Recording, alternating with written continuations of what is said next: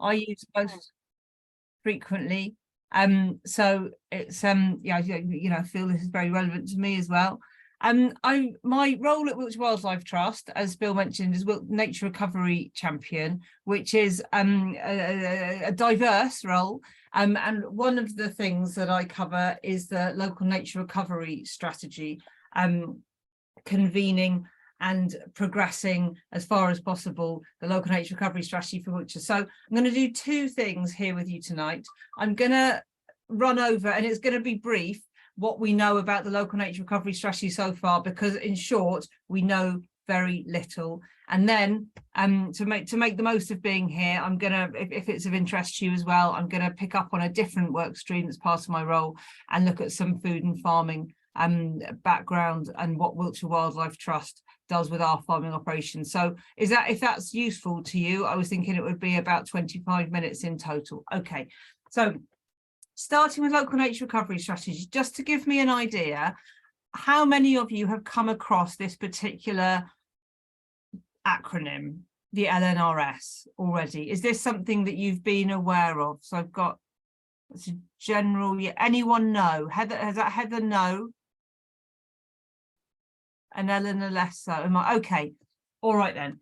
Well, it won't make much difference because there's there's not too much that we do know about it. And what I'm actually going to do is show you a few slides that were shared with us by Charles Routh, who's a Natural England senior local nature recovery strategy advisor for Wiltshire in particular. So between ourselves at Wiltshire Wildlife Trust, Charles at Natural England, and Rachel Jones at Wiltshire Council, we have been bringing together pretty much bi-monthly for the last year a very sort of loose group of stakeholders, I guess. So the AONB, the Areas of Outstanding Natural Beauty, the catchment partnerships, and the environmental NGOs, and the farmer groups, just to start finding out what we can about what the local nature recovery strategies are meant to look like.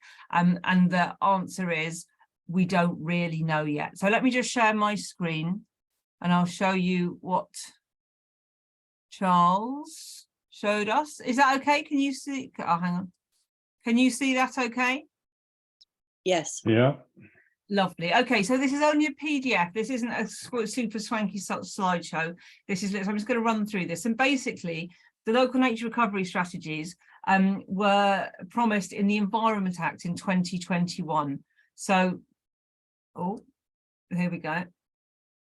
And you can actually look at the only thing we really know about local nature recovery, or the only things we really know about local nature recovery strategies at the moment, are literally written in the Environment Act itself.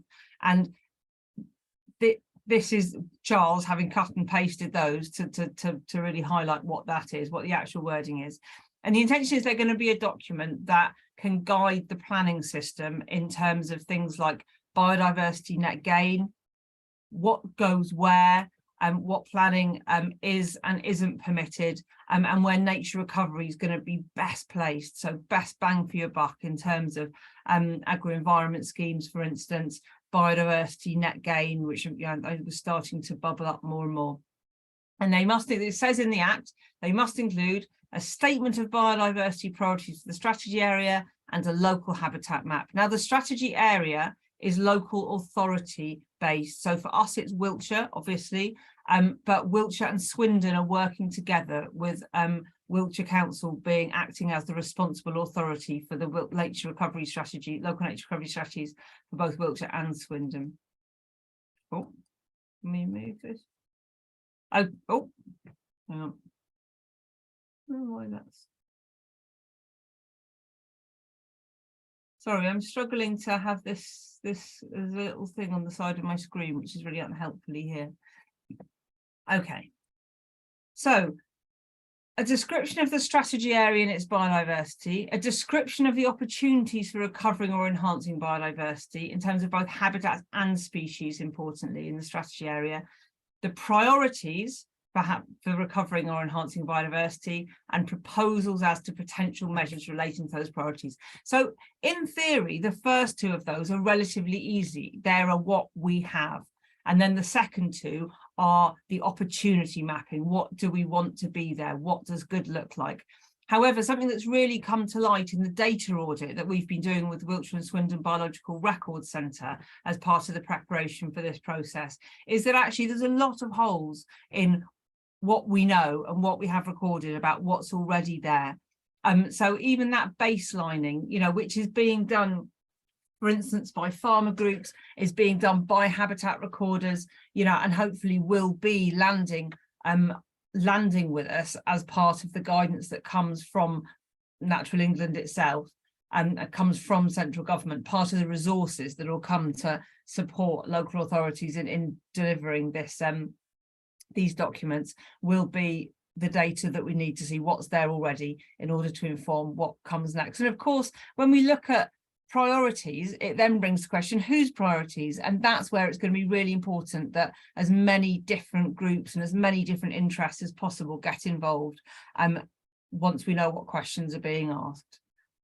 Can I just can you speculate at all what sort of priorities you expect there might be? Let's go back to that a second. The priorities in terms of habitats and species, I guess they will be, the one thing we do know is there's currently a real focus on red list species, so section 41 and red list species. So what is in Wiltshire, what's rare, what's unique to this area, what's rare, what's struggling, and what's endangered, what connectivity could really help with. So we can only speculate at the moment, but there is a piece of background work that's happening over the coming year, which should be highlighting some of the sort of more technical biological priorities. But of course, priorities in terms of communities is another really important question, and that, you know, I think that's really the point at which it's going to be a question that goes out there to the stakeholders, goes out there to communities. What are our priorities? You know, what does good look like?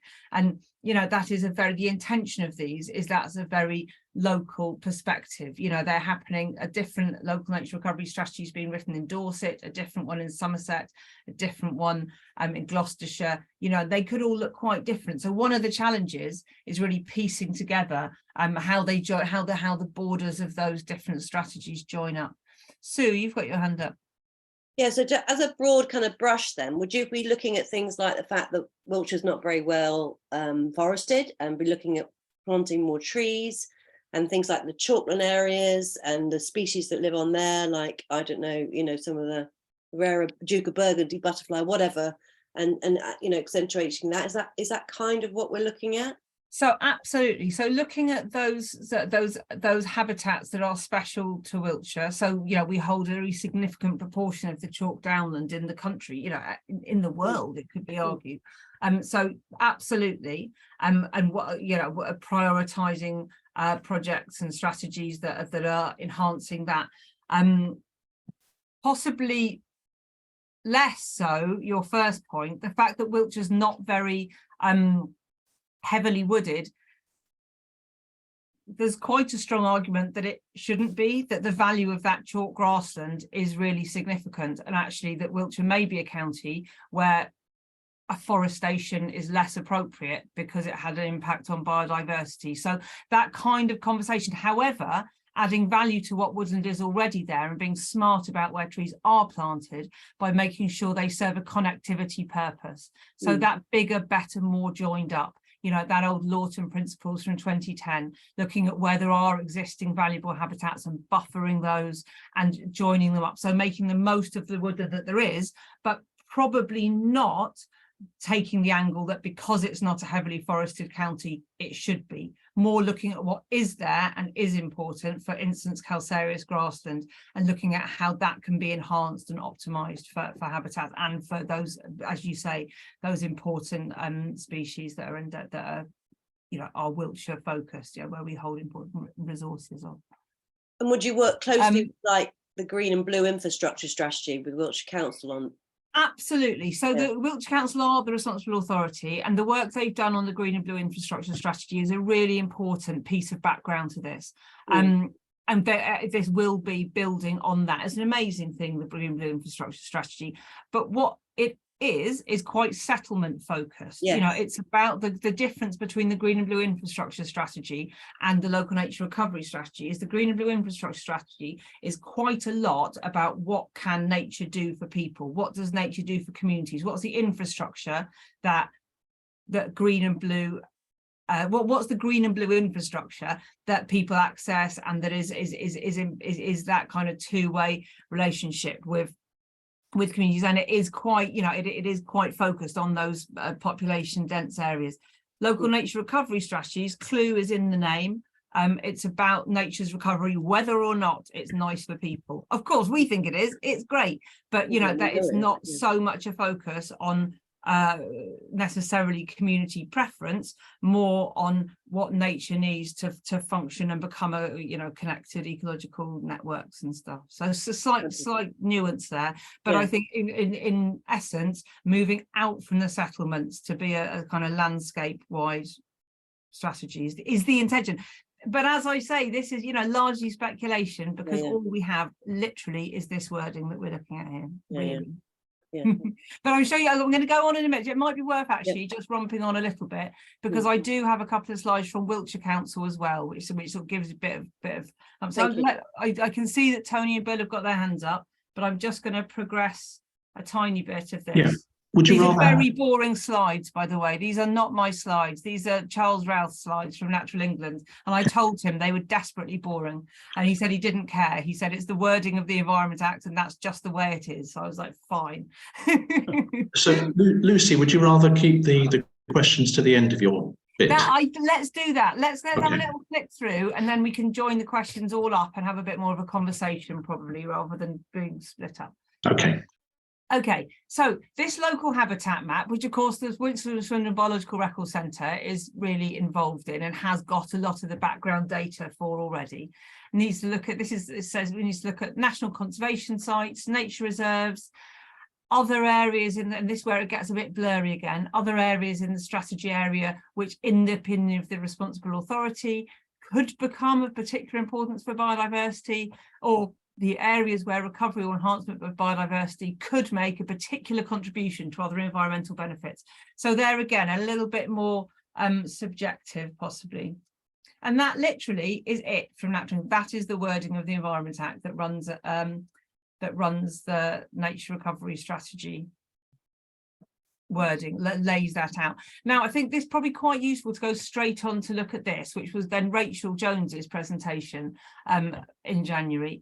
And this is what's happening in Wiltshire. Where are Wiltshire Council up to? They're the responsible authority, haven't not yet had any resource, as indeed have we. Nobody has had any money to actually progress this. But what are they envisaging happening once that guidance and resource does land? So first steps, so in advance of guidance, setting up a website, establishing what GIS resources are available, so obviously working with the Biological Record Centre closely in that, sharing information on what we do have and what we do know, and setting up communication, lines of communication. Deciding what data underpins the statement of biodiversity priorities, and looking at habitat maps. And then I think this is a really key step that's hopefully happening as we speak, which is recruitment for the local nature recovery strategy project manager. So once that post has been filled with Wiltshire Council, that should be the person who's here talking to you at your next meeting about how they're cracking on, and what exactly they're looking for, and what questions they're asking, and where the opportunities are for input to this strategy. There were 5 pilots of local nature recovery strategies run over 2020, and the governance of that seems to be a matter of, and we're sort of assuming that this is going to be reflected in the governance that's expected for the actual local nature recovery strategies: oversight, steering, and then working groups focused on delivery in certain parts of the region. So the Wiltshire LNRS, as I said, covers both Wiltshire and Swindon authority areas, or is intended to. But of course, there's a large number of stakeholder groups. You know, this group here today certainly being one of them, working within Wiltshire. And I think there is a real genuine interest that as many different perspectives are fed into the LNRS as possible. really to give that sense of ownership, to make it good, you know, to use all the expertise that is kicking around, you know, to use those perspective and insights, and to have that sense of ownership, to have that real world relevance across groups and across different stakeholder organisations.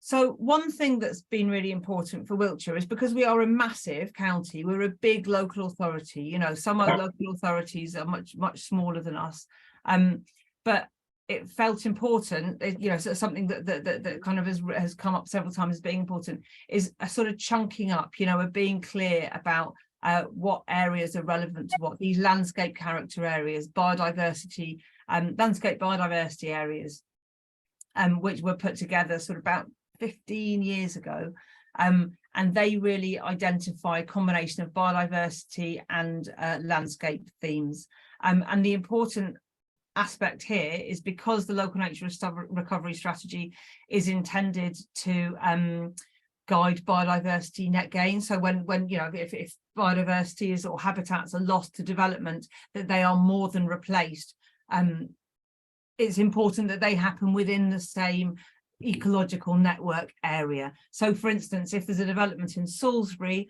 what we don't particularly need is then 110% of biodiversity replaced in Warminster. You know, that's not a helpful thing to happen. So chunking up Wiltshire, probably based on the landscape biodiversity areas, setting of overarching nature recovery objectives for each area. A lot of the background work for that is in place, so you're probably really aware of the landscape biodiversity area framework from years ago, Biodiversity Action Plan Plus kind of thing. If you're not, I'd happily circulate that document afterwards. I'll just make a note to do that. And then facilitate the delivery of initiatives in these different areas. So that, you know, that's a big task. That's deciding on the whole kind of verification, monitoring procedure that's going to go on. And then the starting point is these 11 areas from the 2013 landscape report, which this is a document I'll send around to you afterwards. However, what they've kind of observed on their first airing of this for this purpose is there's some tweaking. For instance, making sure that towns fit wholly into one area, so you're not splitting, though there's splitting settlements, which is a tricky proposition in terms of allocation of biodiversity priorities. So the next steps for Wiltshire Council: recruiting the project manager, and then commencing a series of meetings, really thrown open far and wide, and bringing in as many different voices as possible. So eyes peeled for that. We're really awaiting, they are awaiting, we are awaiting, guidance is awaited, but that is going to happen, that will land, and that will really shape the process. You know, what data, what information is passed down from Natural England and Defra, but also what data, what information, what format is asked to be inputted to the strategy as well. And we have a web page at Wiltshire Wildlife Trust, which again I'll send you the link afterwards, which watch this space. You know, Wiltshire Council don't yet have a local nature recovery strategy portal or front page, but we have made a space on our website, which currently is a bit of a placeholder,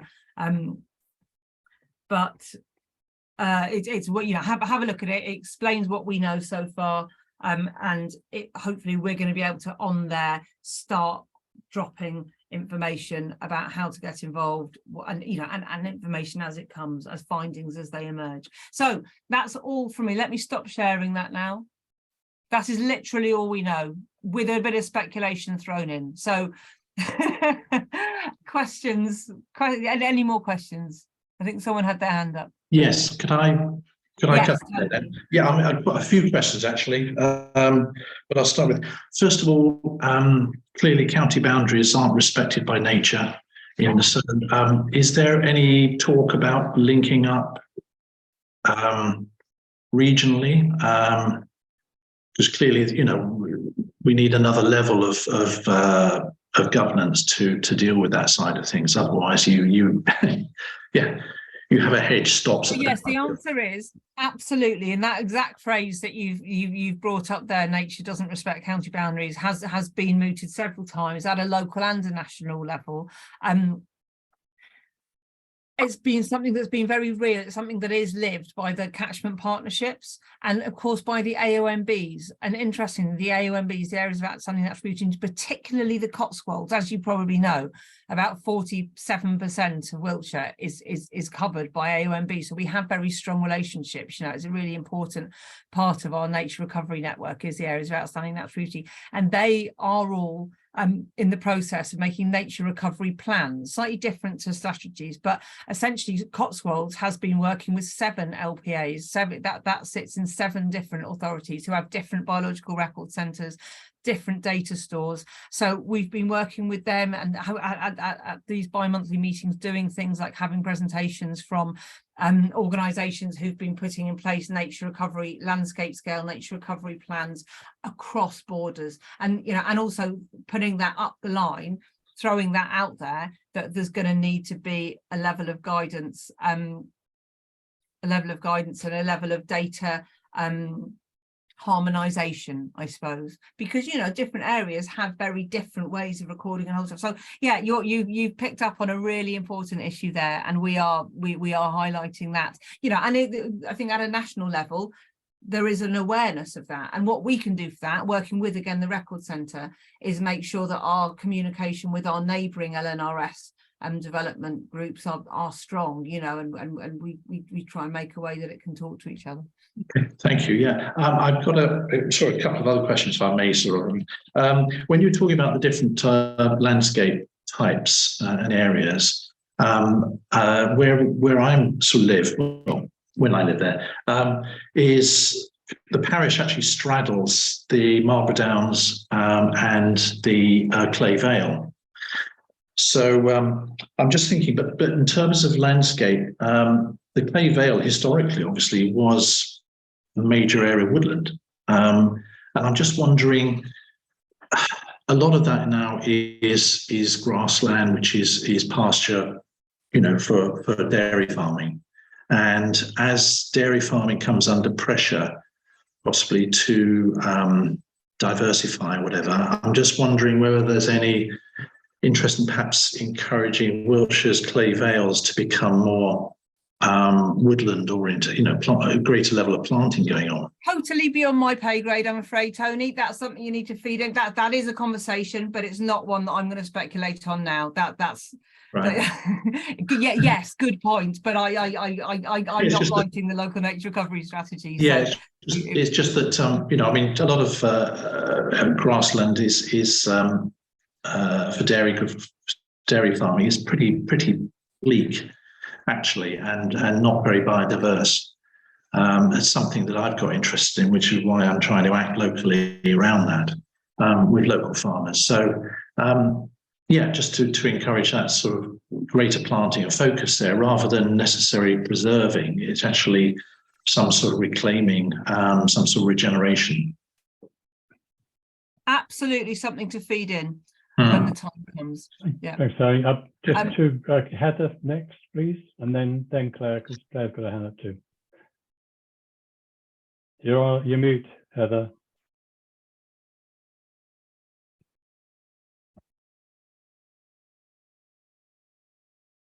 Can you hear me now? Yep. You can. Oh, right, lovely. Yeah, this is fantastic. I was just wondering whether the local the strategy you're talking about, whether it's going to fit into the framework of the UN, you know, the summit to reverse biodiversity that Britain signed up to, along with the other, something like 100 in a COP15, to reverse biodiversity loss by 2030 and protect 30% of land and oceans by the same date to reverse biodiversity. Do you know if this strategy is being fitted into that wider framework of commitment? Because I looked on the government website and it almost sounds as though it's actually written into the law, environmental law now. Yeah, so the Environment Act is ratified, you know, that is law. The, you know, enactment of it is awaiting secondary legislation. But yes, I think probably the simplest way of confirming that is to say it's the local nature recovery strategy commitment forms a really core part and is a strong cross-reference with the 25-year environment plan. Mm. So yes, the idea is that this is a two-way conversation with strategies heading in the same direction. Yeah. If we wanted to, because there's been a lot of discussion in various groups I've been involved in to do with, you know, around about biodiversity, and of course, the thing is with the COP, the deal that was agreed at the COP15 summit, it was by 30% protected by 2030. So of course that's a lot shorter than the 25-year plan. How would I find out, or how would we try and promote this? For would it be with Charles Rose? Right. So very soon, the hope is, as Rachel says in this last slide here, guidance to be released, guidance to inform process, and at that point there's going to be a scramble. Right. The idea is that the local nature recovery strategy is in some way stood up by this winter, which is the point at which that 10% biodiversity net gain mandate comes into play. So, you know, that's no time at all. So my feeling is that once that guidance does land and that Wiltshire Council have got their project manager, their LNRS project manager in place, there's going to be a lot of consultation, there's going to be a lot of asking for input, there's going to be a lot of workshopping going on. So watch this space. Again, I'll put the link to the page on our website that I've made as a bit of a holding place, but the intention is that will have that will be able to signpost to as many different ways as you can input as possible as soon as that becomes a live thing. Okay, that's great, thanks. Thanks, Heather.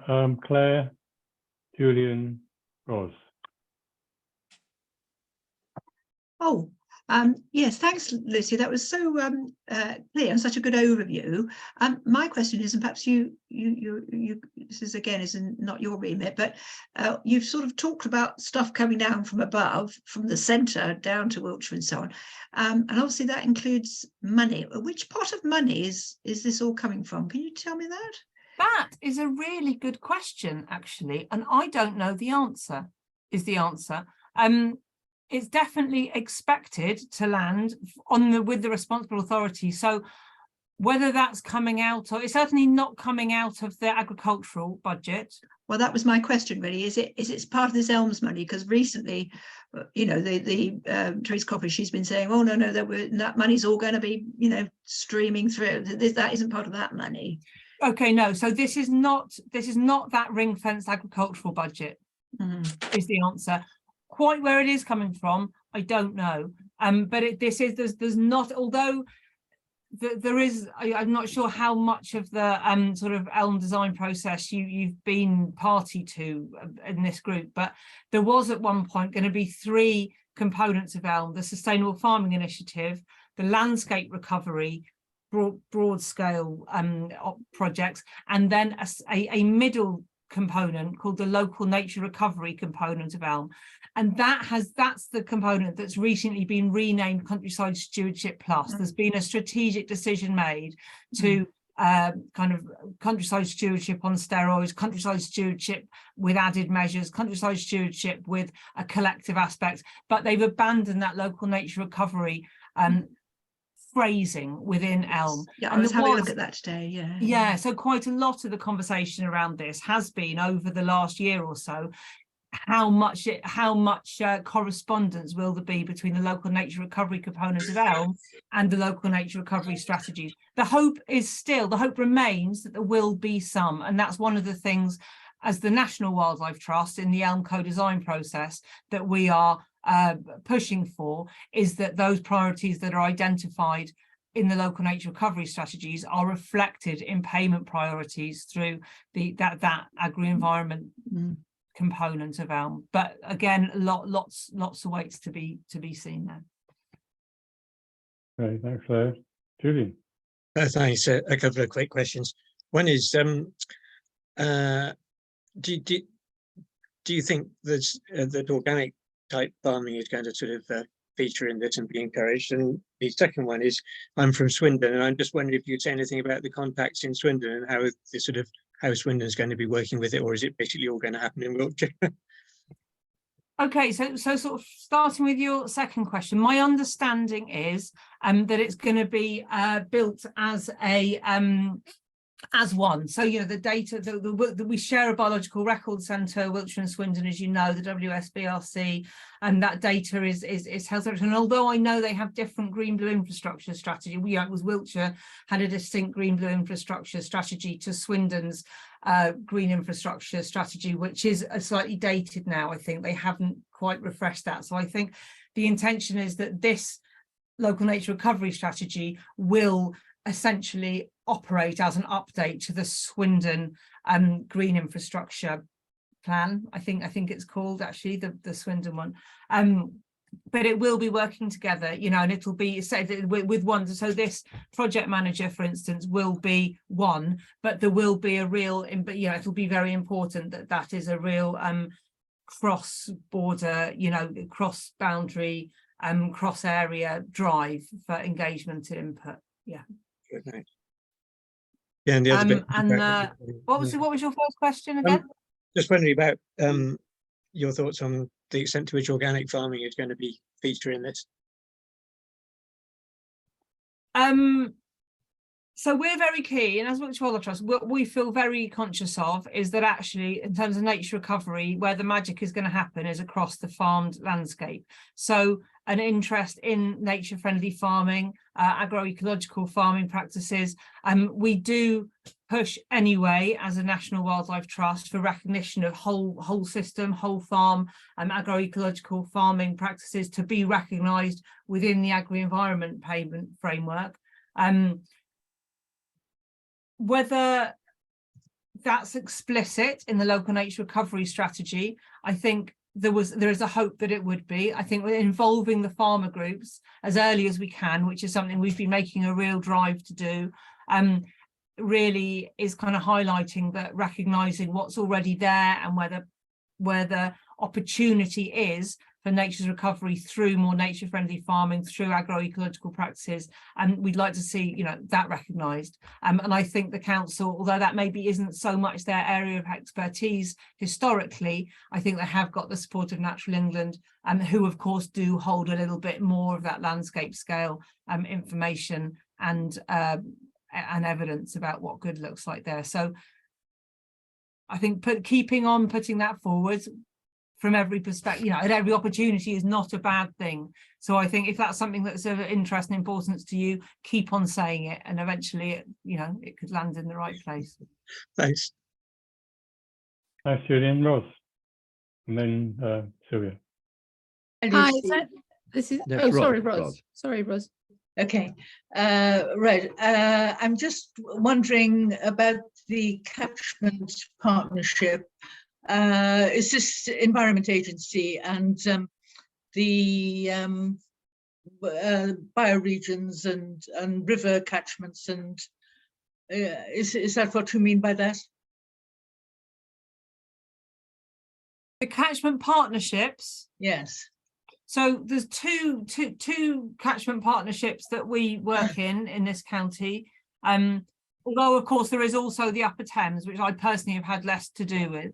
But the Hampshire Avon Catchment Partnership and the Bristol Avon Catchment Partnership, they are quite different, actually, organisational groupings of stakeholders in those two catchments, literally. So with a river boundary. So of course, for the Hampshire Avon Catchment Partnership, we work very closely with Hampshire.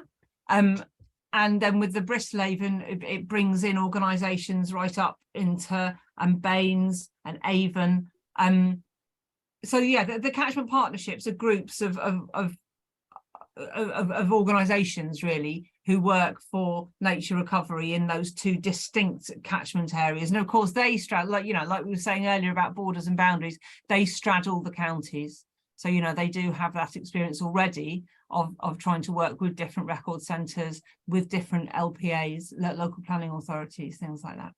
this sounds quite complicated with all these different boundaries. You know, you're talking about splitting the county up into these regions or districts, and then these river bioregions will cross a lot of those. And yes, I mean, it all sounds as if it could get quite complicated.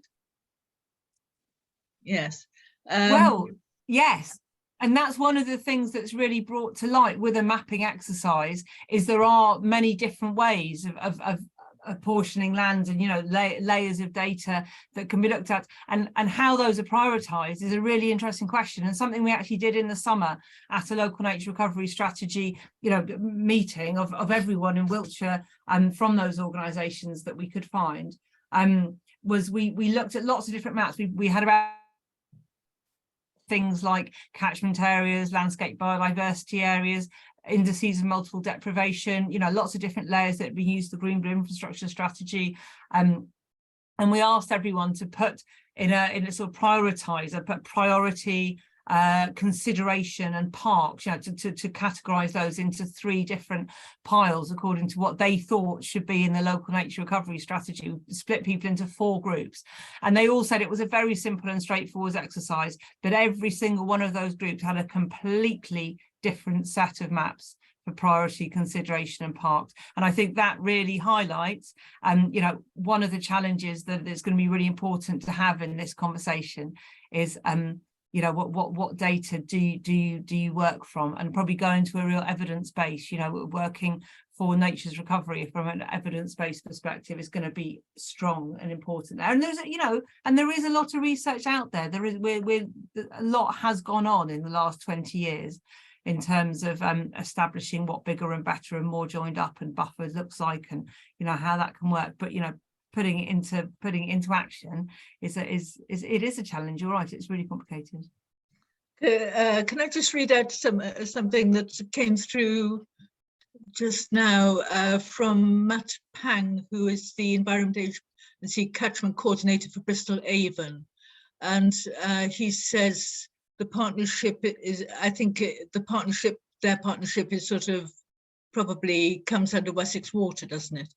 And the partnership is planning on running a workshop in March to support community groups in taking action to improve rivers. So this, and they also run various forums and provide small grants to help community groups deliver local projects and initiatives. Yeah, so that maybe a small source of money there for, you know, if groups engage. And I think they are looking to engage with community groups, yes. So okay, Ross. There may be some people here that are in river areas, yeah, river catchments. Thank you, Ross. I think that's it. If you circulate that as a link or something, put it in the chat, we might be able to pass it on to other people. Okay. Thank you. Sylvia. Well, this is really Jeremy's question, so I'll give it to him. He keeps on coming and going, though. So thanks very much for this interesting talk. I admire your optimism, but unfortunately the data seems to tell a different story. And this is part of a campaign which you've probably seen by Wild Justice recently to encourage people to identify their local SSSI and find out what condition it's in. And I've given a link there of one of the sites where you can do that, and that's actually set up for Savernake Forest. You would think that SSSIs came quite high on most people's priorities for nature recovery, but the sad state of Savernake Forest can be seen from the reports that are at that link. And the fact that those reports date back, some of them to 2009, many to 2012, I think the most recent is 2014, suggests that things may have been getting worse still since then. Basically, Savernake Forest is said to be in a poor state, but there is a plan for recovery. But the question is whether that plan is being acted on, and is there anything in the Wiltshire County strategy that suggests that that might happen for SSSIs in collaboration with Natural England or not? Well, first of all, say that the local nature recovery strategy is not made yet. This is not a thing that exists yet. This is a thing that is being that we're working towards. So I think I agree with you. I think that that's a really key point, is that it's all well and good talking about what we could do. How about just getting really good what we've got already? We've already got these designations, many of which absolutely, including county wildlife sites, really, really important, as well as the SSSIs, which are in poor condition. And actually even just getting those up to favourable conditions seems to have been beyond the resourcing of the powers that be so far. So actually, is that the place we should start? And similarly with data, getting that idea of what is there, having an accurate habitat map, is a starting point. And even just doing that isn't necessarily something that's in place at the moment, so just filling in those gaps before we start fancy opportunity mapping. Just mapping full stop would be brilliant. And as you say, probably getting those designations into good condition would be a really great start. So I think probably putting forwards that perspective, it's certainly one we'll be putting forwards as a trust during this process. I think if everyone does the same, if enough voices really raise that and highlight that with examples like you've just mentioned there, that's got to be a good thing, and got to be, this moment of apparent listening, there's got to be some power in multiple voices saying it. So yeah, good point. Totally agree. Thank you, guys.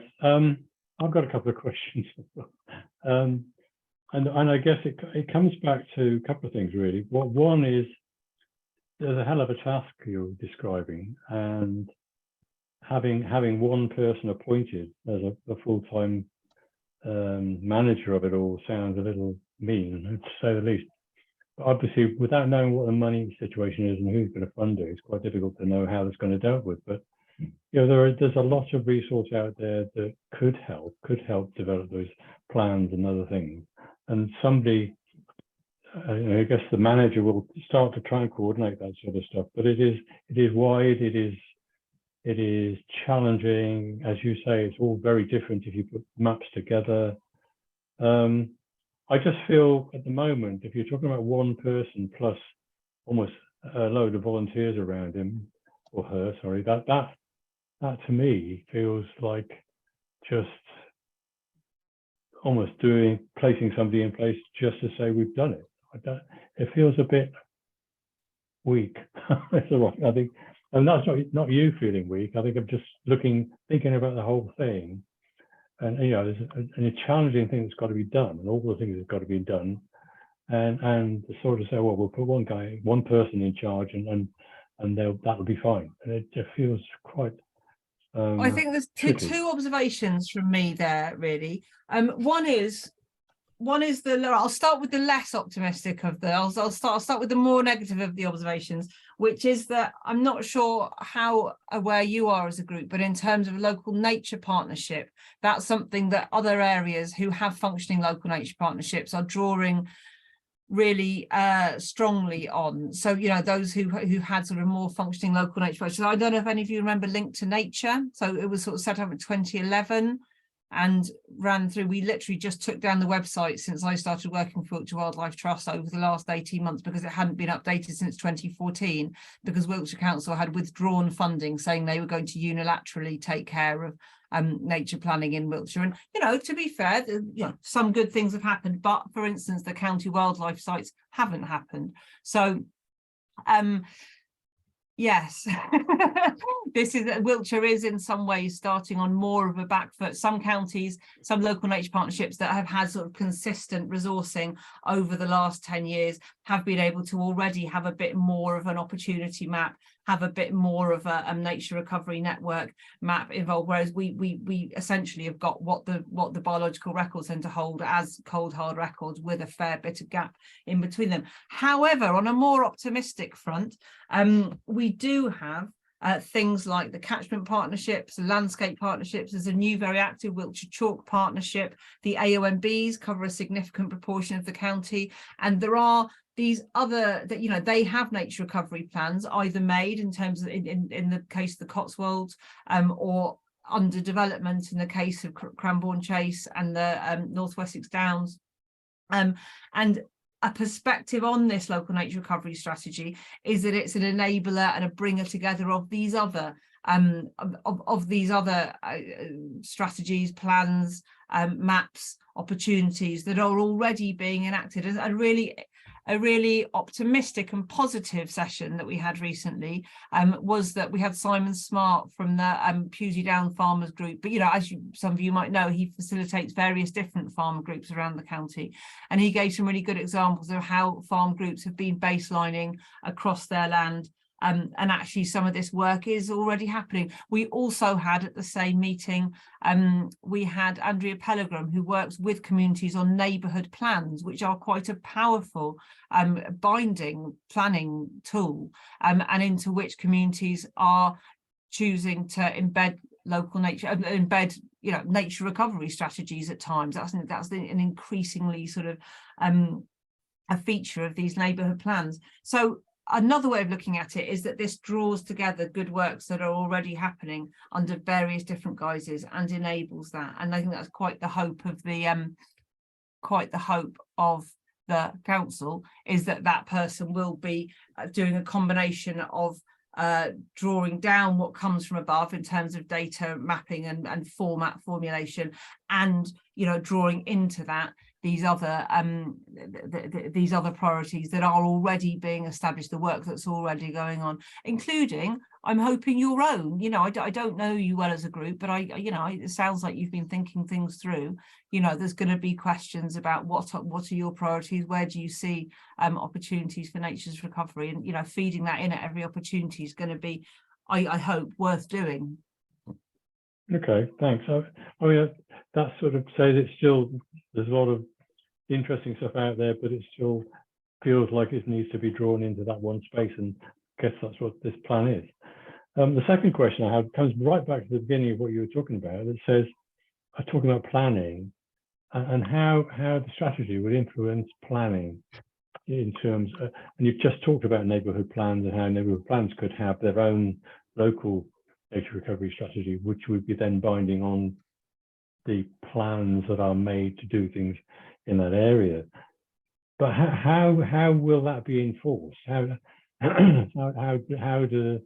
the rules in that area impinge on the planning process?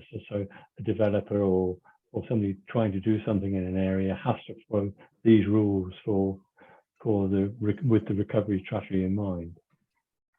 So again, and this, you know, I can't apologise for this, because it's you know, if it was up to me, we know exactly what was going down. However, once again, we await guidance. Those rules are being formulated now, so there's a real chicken and egg going on here. I think there is part of the Environment Act, and again, I'll put in the link to the actual act itself, so you can have a rummage through and make of it what you will after this.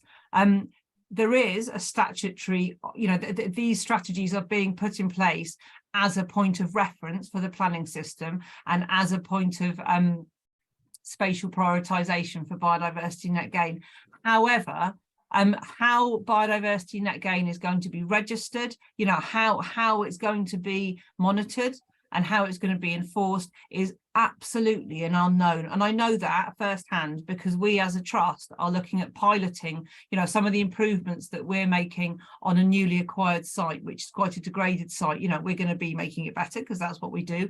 And the uplift, that biodiversity uplift there, we are frequently approached by developers saying, can we, you know, we need to find a 10% uplift, or we want to find we need to find a way of mitigating for what's happening in our development. So we scan that to see if we're happy to work, you know, that it's not some evil thing that we like oppose, or, you know, it's not some irreplaceable habitat, but okay, it's a grass field being built on. We're going to be improving a grass field over here, okay. And the actual process of doing that with the council, how that gets approved, how that gets verified, how those units get calculated, absolutely at piloting stage. So all I can say, Bill, is we do not know. That isn't known. It's at piloting stage. Okay. This is all. Yeah. This is why I thought I was going to talk to you about farming as well, but I think we might run out of time for that, because we do seem to have nearly filled it out with the local nature recovery strategy after all. You can come back and talk to us about farmers. We'll do that next time. That would be really good. I've had a quick look at the PDF and it looks really good. So it would be lovely if you could come another time and talk to us about it. Yeah.